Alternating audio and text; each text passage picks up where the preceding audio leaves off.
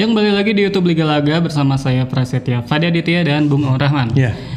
Kali ini kita akan ngomongin soal kompetisi di Asia. Nah, selain Bali United juga ada PSM Makassar yang bertanding di AFC Cup. Iya.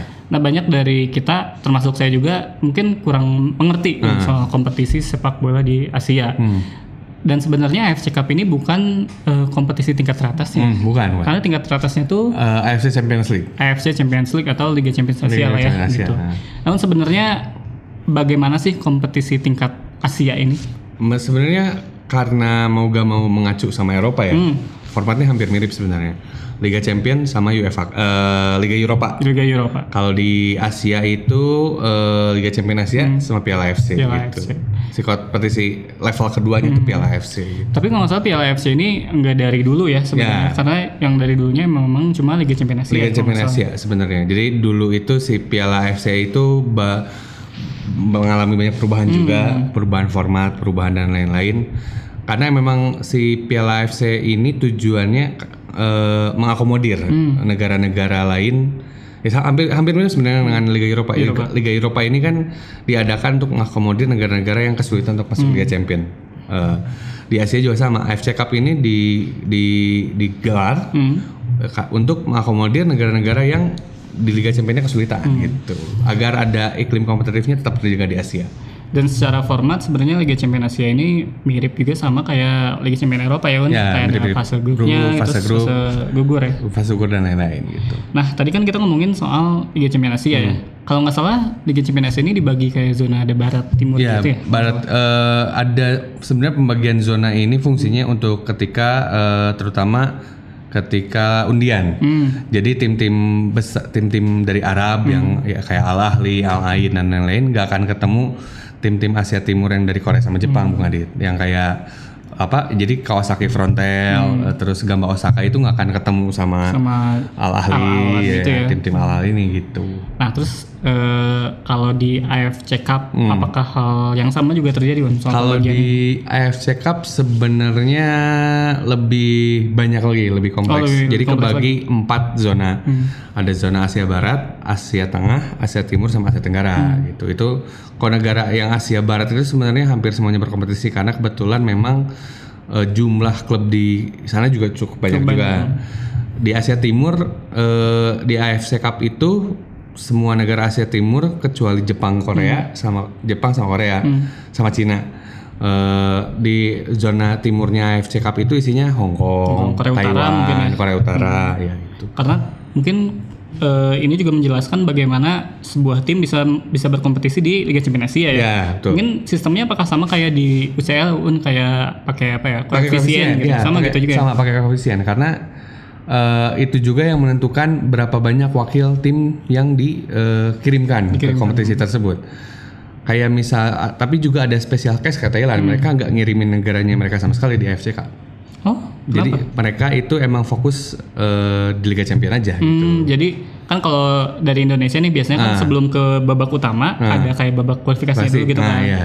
Dan saat gagal di situ tuh bisa bisa nyebrang ke sana kan kayak kalau misalnya Thailand itu emang nggak sama sekali ketika jadi mereka emang cuma fokus di Liga Champions Asia aja gitu. Fokus Liga Champions Asia. Kalau Malaysia itu mereka di Liga masih ngikutin format, maksudnya ngikutin format yang wajar. Ketika misalnya jadi peringkat ketiga di Liga Champions Asia, mereka turun ke Piala AFC. Gitu. Nah, kalau buat Indonesia ya, apa sih fungsi dari kompetisi Asia ini gitu? Apakah hanya sekadar gengsi ataukah ada uang yang diperebutkan di sana? Sebenarnya yang jadi masalah kan waktu musim lalu ketika Bali United bermain di kompetisi Asia juga. Punya usut kan salah satu alasan mereka akhirnya tidak menurunkan tim terkuat mereka itu kan karena ikut pertandingan pramusim. Oh iya. Beberapa musim sebelumnya lah, 2 musim sebelumnya berarti. Itu yang jadi problem karena kadang kalau misalnya ngomongin uang, kadang-kadang kompetisi di Indonesia jauh menawarkan uang yang lebih besar sebenarnya. Dan gengsi yang lebih besar. Yang lebih besar juga karena domestik kan. Cuman emang menurut saya sama kayak di kompetisi Eropa. Kalau di kompetisi Eropa melibatkan uang juga gitu. Uang yang besar. Uang yang besar. Kalau saya merasa kompetisi Asia ini penting selain soal gengsi juga meningkatkan kualitas pemain Indonesia juga, ketemu lawan-lawan yang lebih susah, ketemu lawan-lawan dari negara yang sepak bolanya jauh lebih baik ketimbang Indonesia. Sebenarnya harusnya dianggap penting juga gitu bertanding di Piala AFC ini gitu. Oke lah uangnya nggak nutup operasional, tapi harus dilihat juga kalau ini itu adalah salah satu cara lain juga buat bikin klub juga jadi lebih baik gitu. Dan kan kalau koefisien juga dihitung dari prestasi klub di situ kan ya. Kalau misalnya klubnya jelek, lama-lama bisa jadi Indonesia cuma bisa ngirim satu tim gitu. Dan bahkan cuma di AFC Cup doang gitu. Itu kan sesuatu yang kita nggak pengen juga gitu. Dengan sekarang satu tim di AFC Cup, satu tim di Liga Champions Asia aja kan udah kurang banget ya. Padahal kita pernah punya masa 1+2 gitu. Satu di Liga Champions, 2 di Piala AFC gitu. Itu kan saya sih masih ngarep oke lah nggak bisa 4 kayak Jepang, kayak Cina sama Arab. Setidaknya 3 dulu gitu. Dengan 1+2 aja itu menurut saya udah oke gitu. Cuma kan masalahnya dulu kan kalau nggak salah kalau pernah ingat mungkin PSSI-nya pun pernah lupa mendaftarkan tim. Itu juga kan jadi masalah lain juga ya. Ketika harusnya tampil tapi federasi lupa mendaftarkan tim itu gitu. Itu juga masalah lain. Makanya saya bilang emang soal bertanding di kompetisi Asia ini sebenarnya harus disikapi dengan serius juga gitu. Oke lah misalnya secara uang nggak terlalu beban untuk operasional, tapi juga koefisien negara juga terkait prestasi. Kalau misalnya kita juara kayak misalnya waktu JDT juara, apalagi JDT spesialnya itu waktu juara Piala AFC adalah masih format lama. Masih yang bukan interzone kayak sekarang.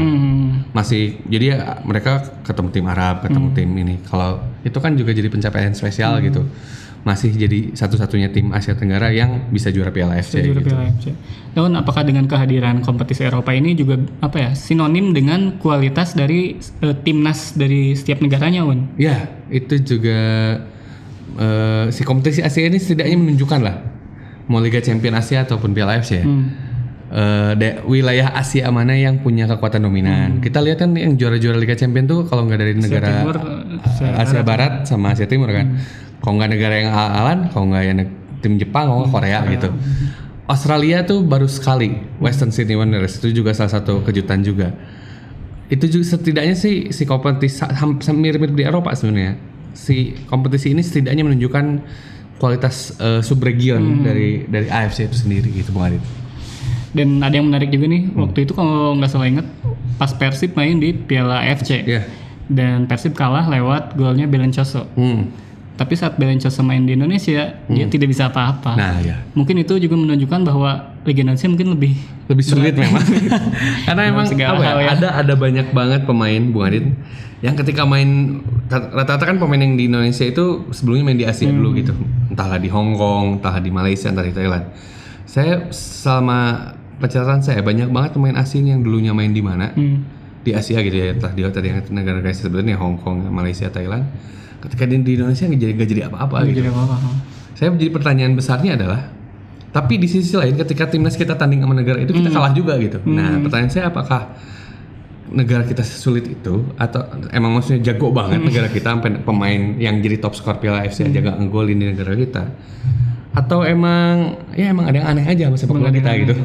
Kayaknya mungkin jawaban yang terakhir memang aneh sepak bola kita. Ya buat cerita-cerita menarik lainnya Anda bisa mengaksesnya di situs ligalaga.id. Dan biar nggak ketinggalan nih soal info soal sepak bola juga bisa di subscribe YouTube-nya ligalaga.id. Terima kasih.